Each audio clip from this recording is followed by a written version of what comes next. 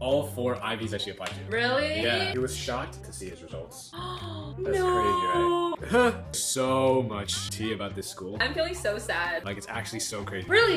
Hey, it's Amy. Today we have Limmy here from LimmyTalks. I'm Limmy. That's so unnatural. I know I'm gonna say some boring shit, so I'm probably just gonna like keep it short. I am a senior at Duke. I also make videos featuring successful college applications. Kind of like the stuff you'll see today. You'll see a student's profile and then he'll guess which schools they got into and then reveal the result. It's very interesting. Thanks. You didn't have to say it was interesting. It is. But I mean, that's why you have so many viewers. So you should be a new viewer if you're not already. Yeah. We've seen your comments on both of our videos. You guys are all stressed about college admissions. We were definitely as well. And maybe you think you stand no chance of getting into, you know, the Harvard, Stanfords of the world because you don't own a multi-million business by the time you're 17. Today we're gonna show you that that's okay. So I have the profiles on my phone and I'm gonna get Amy to react to it. Yeah. This one was exciting. 4.45 GPA, 1390 SAT, Oof. but didn't submit it to any of the other her reach schools. All right. She is a South Asian female, first generation with a single mom. She is majoring in international affairs, Bethesda Magazine's Extraordinary Teen Award, St. Michael's College Book Award for Academics with a social conscious. Interesting. Bronze medal for placement on the Grand Concourse National French exam, and her extracurriculars are pretty wild. I should probably stop cursing so much, right? Yeah, will get demonetized. Yeah, I don't do cursing. I'll leave them out. That's for your okay. editor. She is the co-founder and executive advisor at the Global Compromise Collective. She developed 2 units of curriculum, established partnerships with other nonprofit organizations. That's a pretty thick extracurricular. Yeah, that's thick. She's the co-CEO of the Foreign Policy Youth Collaborative, which is another nonprofit, over 200 members. She is part of a 501c4 nonprofit called State Chapter Director Voters of Tomorrow, which work to publicize and advocate for Gen Z issues across the board. She interned for a congressman. She participated in the Chuck Stone Program for Diversity in Education and Media. Students for Tomorrow lead on gubernatorial campaign throughout my junior year of high school. I don't know what that means. Published a poetry book. Okay. And then she has like a bunch of things that she did in school: Anti-Racism and Social Justice Board, Math Honor Society, National Honor Society, Rho Kappa History Honor Society. I'm pretty desensitized to this stuff because I read so many of these. What is like your impression when you like hear this kind of stuff? How does she have the time to do that? Pretty insane. How do high schoolers just do these things so out of the box? That's what I'm wondering too, because I tried my best in high school. So I like cold emailed professors and stuff to like get research. Through that, I found a shadowing thing, and then I like volunteered at my hospital. Stuff I read on Reddit. Yeah. I just try to do. These kids are on like another level. Yeah, it's like insane. This is like stuff that I would say a 20-year-old accomplished. 3 nonprofits. Yeah. And she's like the founder of 2 of them. This girl must be on Forbes like in 5 years or something. You know, that's like the kind of road it sounds like she's on. Also, she's a first-gen immigrant with a single mom. I feel like a lot of people, whenever they see my videos, they're like, oh, kids you feature are privileged, blah, blah, blah. Like, they had the money. It's like, not in every case. At some point, certain kids develop a sense of like agency and they just like start like going crazy with it. It seems like she really has a strong purpose. Yeah, it's always like the political science kids and like the government kids that are like the most interesting, I feel like. They're always like very active. Not just like the math kids. We have no personality. I mean, those kids are cool too. I'm just regurgitating people's comments, you know. We're just robots. That's funny. I have had an addiction my whole life. I wake up craving it. I need it after school to get through the rat race of homework, extracurriculars, and endless chatter that usually fills my day. It is the elixir for a bad test grade, a symphony of honks while driving on the highway, and a heated argument. This beautiful substance is called homemade Desi chai.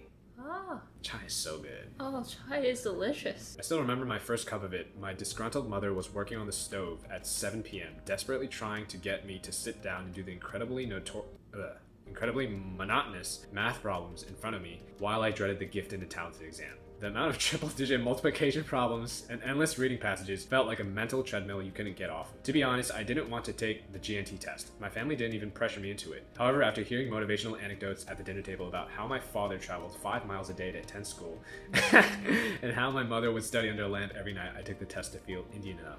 Every kid has like that story of their parent saying something insane. Oh, biked 10 miles to my school. I had to get through the war to get my education. It's like, okay, bro. Oh my gosh, I was gonna say that's so relatable. I think my parents also said they walked miles to get to school. Really? Yeah, and I was like, oh, I have it too good. I'm gonna work harder. Did you do GNT? Yeah, it was called TAG, like talented and gifted. Did you? I did. They just like made us do like puzzles all day long, which was tight because you could get out of like English class in 4th grade. Yeah, it was pretty fun. That was a good first paragraph. Yeah. I was like hanging on to the word, like, oh, what is this? Great hook. Would make for a great YouTube video. Indeed. And now I want chai. Every person in my household, young and old, can never be seen without a cup of chai except my brother. He stopped drinking chai when he entered his junior year of high school. That year, he transferred from the public high school in our area to a big, flashy, all-boys private school, where the students wore suits and ties, drove sports cars, and drank plain dark coffee. So it's imaginable that our family was shocked at my brother switching out a cup of chai for a cup of coffee in the morning. He had never grown up with coffee, he had barely drunk it before this point, and one day he just changed. As an 11-year-old just beginning her middle school journey and seeing how much my brother had changed, I was terrified of growing up and changing. I was scared that I would choose coffee over tea, fitting in over standing out, and choosing being American over being Indian. This aversion to change impacted a lot of my decisions growing up. I never truly allowed myself to grow into who I am. That all changed when I started my high school journey. I also left my public schooling system for a predominantly white, all-girls private school, and I thought I would change to the point of no recognition. On the first day of high school, I came in with a thermos full of warm chai and was met with genuine curiosity and a desire to learn more. A sentiment shared about all parts of my identity. In a place where my brother conformed, I stood out and have received nothing but acceptance for it. I'm no longer trapped by the limbo of being too Indian or too American, and am just the right amount of me. That's a pretty good essay. That's pretty nice. It's like simple enough to understand. Yeah, I like that metaphor. She's talking about things that everyone can understand. I was concerned a little bit halfway that she was talking too much about her brother, but she brought it back to herself. So that was good. There are lots of essays about identity, especially Asian immigrant kids, but the way she framed it is definitely more unique. I like that essay. I think one thing that might be missing, if I were to be really picky, is like, I don't think from that essay I got to know who she was, really. Her personality or what drives her. That's true. I think they are trickier to execute. While culture is a big part of us, we can't let it engulf our whole essay because then it doesn't show what we are like as an individual. But then the other thing is, colleges do eat this stuff up. They love this stuff. Yeah, they do. Oh my gosh, They especially really do. Because this girl did a lot of like anti-racism things. Yes. It all ties together. Yeah. UMass Amherst. Accepted. UMD. Accepted.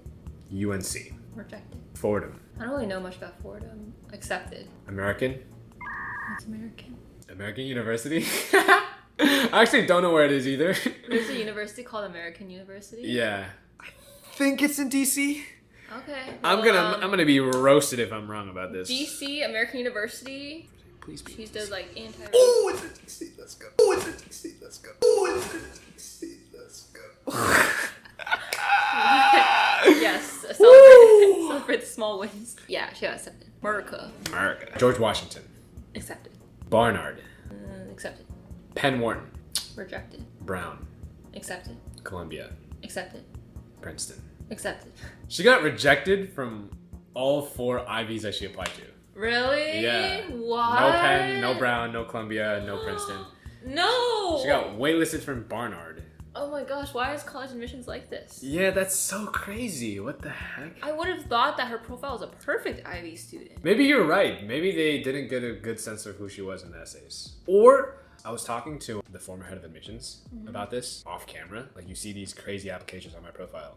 Surely some of them must be lying, right? Like, there's no way fluff up the numbers or like you didn't actually like do all this. Yeah. He said that admissions officers, because they've been doing it for a while, they just like know immediately if you're capping or not. Oh. If they like even get like the slightest sniff of like it being faked or whatever, they'll like just like toss it. Oh my god. So you could have like a really good application on paper, but like if it's not believable to an extent, they'll like be sussed out by it, and they'd rather just like not take a risk on it. That's suspicious. Is it a red flag if it's like too impressive? Maybe. He basically just said that if you say that you made like $1 million from your business, unless you can explain it in your essays the admissions officers can see your thought process behind like getting to $1 million. Obviously, you don't want to be like, here's how I made $1 million. You know, like you don't want to put that in your essay. But like if you can allude to certain things that helped you get there, then it's like, okay, it's believable. But like if there's no mention of it anywhere else in your application, then apparently they'll be like, or like any additional information you can give, like I don't know, a balance sheet or something. Maybe. Oh, okay. Yeah. I was gonna say that hearing these students' profiles, I'm lucky to get into Caltech, which I am lucky, but I'm like not that impressive when I look at these kids, but maybe that's the key, not to be too impressive. To seem like you have some flaws. Yeah, you want to be humble. I actually didn't see the results for any of these, so like I just saw the applications. Damn, that's so crazy. This girl is at George Washington, like in the honors program with a presidential scholarship. It's like if you want to go into politics, then you probably want to be in DC anyway. Yeah. So like it probably worked out for her. Okay, good. I'm feeling so sad for these kids now. I think this is good too to show students of crazy results, like sometimes crazy bad results, because oftentimes there are the crazy college reactions that kids post only when they got into good schools, right? Because that's what goes viral, I guess. True. So this way people can see like even the best students who might be more impressive than me are not getting rejected. It's okay if I get rejected because it is truly like a shot in the dark. That's a good point. But if I had known about that sniff test thing when I was applying, I would be like scared for every word I write. True. Oh my god. Yeah. Just be yourself. That is good advice. This kid is an international kid from India, Asian male, majoring in computer science, 92 GPA out of 100. He had a 1530 on the SAT. All these kids did better than me on the SAT. What'd you get on your SAT? 1520. Dang. I prioritized my ACT. That was better. Oh, okay. Yeah. What'd you get on your ACT? 35. Oh, okay. How about you? I had a 1590 on my SAT. Oh my god. What can I genius say? right here. What can I say? Opening that, I'm not even gonna lie, was like one of the best days. Wow. I was that guy. Oh my gosh. When I opened up my ACT score, it was right before prom, and I was like really happy going into prom. Because also my dad told me he would give me $1,000 if I got above 1550. Really? Oh my gosh. Your parents gave some nice incentives. That was the only one. My parents would have been like, you can get $10. Damn, that's crazy. He won an Intel AI Global Impact Award where he won $1,500 in India. He was part of an IIT Innovators program. He built an algorithm for refugee relocation, which he won the Intel Award for. He built an emergency social network app with 1,000 users and partnered with a National Adventure Foundation. He is the sole India representative for AI Youth Council of World Economic Forum. He chaired more than 50 Model UNs. He's a national level pistol shooter. All right. That's pretty sick. And he's also search and rescue trained. Dang, this guy is insane. I feel like most kids in India, Malaysia, and I guess like more third world countries like Bangladesh with more people, they just don't have access to as many resources. It's like kind of hard to like give them ideas about what to do. I got like this comment the other day. She was like, "You don't do a good job of explaining international applications. Like, we experience different struggles." She's just like going off on me. Such spaces are psychologically damaging. So I was like, maybe I should make a video about that. How to do extracurriculars even if you're broke. A lot of people tell me too, like, can you make a version of this but for poor kids? Like, yeah. Yeah. It's like, I guess I kind of get it. I was shoved off a hill and lived to tell the tale. It wasn't exactly an attempt at murder. The perpetrator wasn't my enemy, and yet I stood frozen at the edge of the cliff. My mother had assured me that the Hindu hymn Hanuman Chalisa would come to my rescue when she couldn't. However, I couldn't recall a single line as an instructor at my adventure camp reiterated the fundamental role of abseiling. Let go. In other areas of my life, I'd also struggled to let go. For my business project, I designed Mr. Bot, an autonomous shopping cart that accompanied consumers via sensors and gave them personalized, responsible shopping recommendations. It achieved early success with government funding and prestigious awards. Over time, however, online retail started reforming consumer habits. Eventually, the pandemic struck, further digitizing shopping. I'd clung to Mr. Bot for 3 years, despite the writing on the rock wall. It had ceased being revolutionary long before COVID-19. Only my fear of never again finding a new inspiration kept me from recognizing that. From repelling to entrepreneurship, I learned that making progress is not often linear. I had to move on to a successful venture that met the needs of the present, not the past. We may not be able to see our exact path, but we know our destination. So we just have to trust, from foothold to foothold. Let's go to the end. One of the most important anchors for me has been my family, and yet anchoring may require a bit of adjustment. Born into a close-knit and predominantly Hindu family that ensures you learn Sanskrit shlokas even before you have learned your tables, math, as well as manners, I was almost raised under the notion that money, wealth creation, and Hindu spirituality are odd combinations. But having found my calling for entrepreneurship, I was able to clearly see my road ahead. Now I advocate for my law of increasing marginal utility on philanthropy and altruism without any diminishing love or respect for my family and those I hold dear. That's very tough to do. That's how I overcame my fear of falling. I learned that resilience and snapping out of inaction, coupled with a reassessment of my goals and building a support system, is a surefire way to make progress. These days, by taking on new leadership and mentoring positions, I play the role of a belayer too.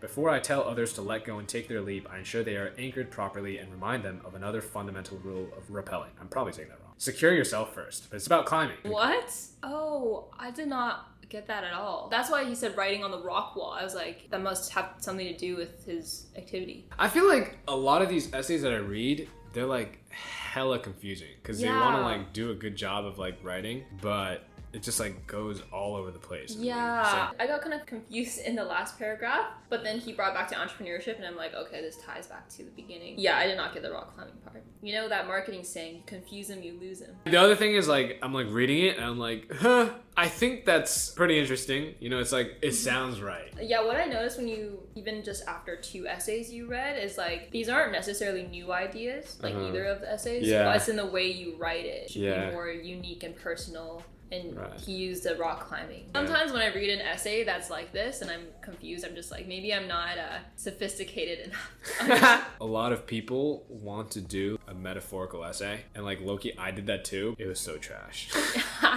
What was your metaphor then? It was about grabbing things. I started off with like simple things like I like to grab pencils and like, you know, I like to grab whatever. You know, you get the Yeah.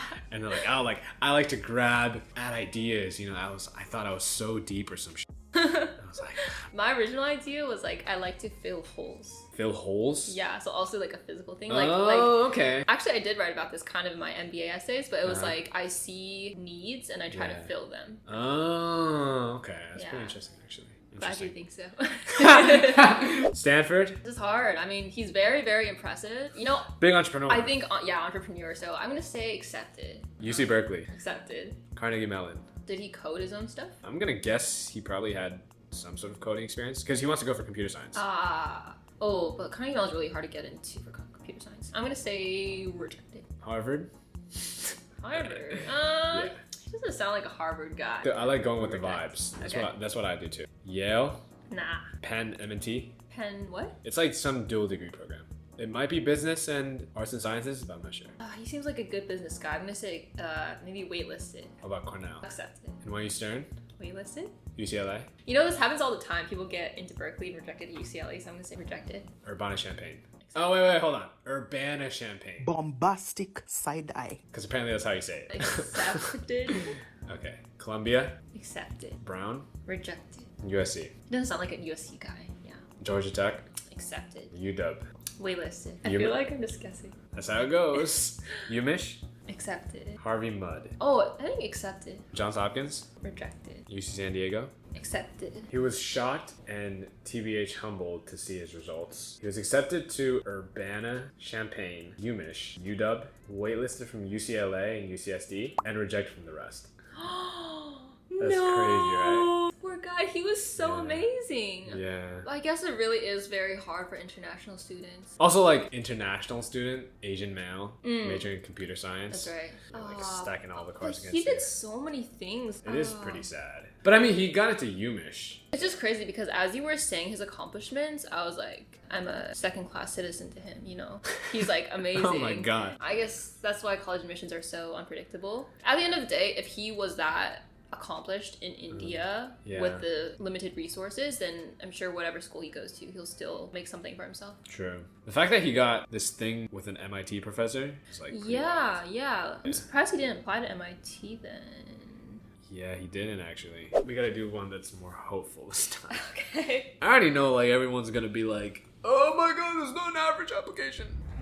4.0 GPA, 35 ACT, 1550 SAT, and this girl was a salutatorian. But the catch here is that her extracurriculars aren't the best. She played varsity soccer for 4 years. She was on the swim team. She played piano, Model UN, NHS, student council president in 11th grade, vice president of the eco team. She also participated in a program that helps kids in need, and she attended several math competitions. Just attended. Yeah, so nothing too crazy. Okay. Harvard, Well, you said this was hopeful, but I'm gonna say no. Rejected at Harvard. Yale, Rejected. Brown, Accepted. Cornell, Accepted. NYU, Rejected. Columbia, Accepted. Penn, Reject. Stanford, Reject. Barnard, Accept. Princeton. Waitlist. You went 7 for 10, which is pretty good. Really? You're actually getting a Oh my decent amount. gosh. Yeah. Wow. Yeah. How many do you get right typically? I feel like you have like the same thought process behind doing these guesses for Yeah. fun, I guess. Yale, Princeton, Stanford, and MIT are like god tier.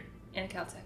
And Caltech. Okay, sure. And Caltech. Columbia, Chicago, Duke, Northwestern, which are like top 10-ish. I would have guessed similarly. Okay. Awesome. Yeah, so she got into Cornell, Brown, NYU, Penn, and Barnard. Nice. So pretty good. Yeah. A lot of Ivy Leagues. Yeah, I would say that the kids previously who didn't get into any Ivy League, they didn't apply to like the easiest, or I guess like the highest acceptance Ivy League. True. A lot of people get tripped up about that too, where it's like you could get into Brown but not into Harvard, but then there are kids that get into Harvard but not into Brown. Yeah, it's not like all the colleges collude. That's why I feel like there should be more communication. Oh. But that's just me. So this kid went to Thomas Jefferson, Ooh. which is the #1 public school. Yeah, that's a crap the school. US. Ooh. I hear so much tea about this school. Like, it's actually so crazy. People talk so much shit about it. Really? And just like about each other and like the kids there. Because it's like hyper competitive. That sucks, honestly, if high schoolers are like that stressed already. Kids are wild. Wow, the average SAT score at this school is a 1530. Ah. And the average ACT score is a 35.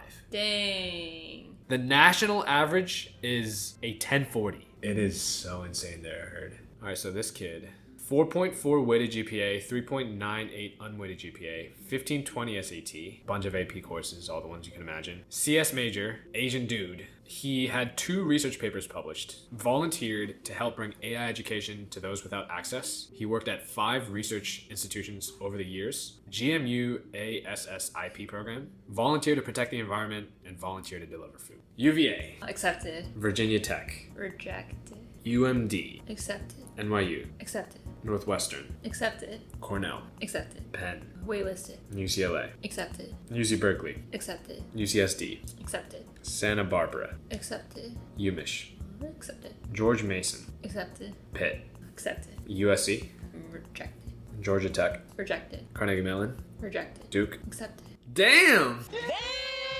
Okay, so the first half, I think you got like 6 wrong in a row. Oh. Great. But I think you picked it up at the end. But he was accepted to Duke. Oh, okay. Awesome. Oh, I got too cocky in the last round.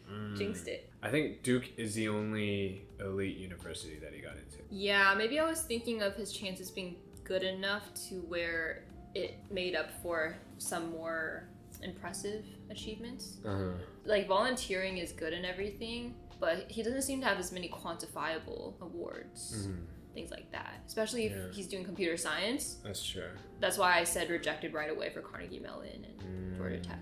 I'm pretty surprised he got into Duke. I guess the research papers pushed him. That's true, that helps. Being from a feeder school can't make up enough for if you don't have the substantial things that the college looks for. Yeah, it's always so unpredictable. Like, if anyone tells you that they can guess accurately, Yeah. and, like, what they think, like, there's That's a lie. line out there. Yeah. All right, that was all of them. I feel like it's a little bit more depressing than I guess we intended to be. That's what part 2 is for. How about that? Okay. Like this video if you liked it and you want to see another one. Yeah. Limmy back to New York. Check out Limmy's channel. I'll link it below. All of his videos are like today's, so pretty sick. Yeah, it's all I make. So I make some new stuff. No, it's good. You got a niche, so if you want to gauge where you're at, then check out his videos. I think most people are like, I feel like your videos have given me a more realistic sense of like what to expect. So Oh, perfect. that's half of them. And then the other half are like, I get depressed watching your videos. So. That's it! That's it. Go watch Limmy's videos. All right. Yeah, good job. Yeah, this thing sucks. He applied to Ooh. I cannot stop cursing. So do you mind if we switch sides? I like when I'm turning this way. Okay. Yeah, maybe we should redo that. We don't really have to do that though. But people should know who you are. True. Okay, just jump in. Just introduce yourself. I'm so bad at this. Damn, I'm so at this. Amy and Limmy, it sounds like so dorky because they rhyme.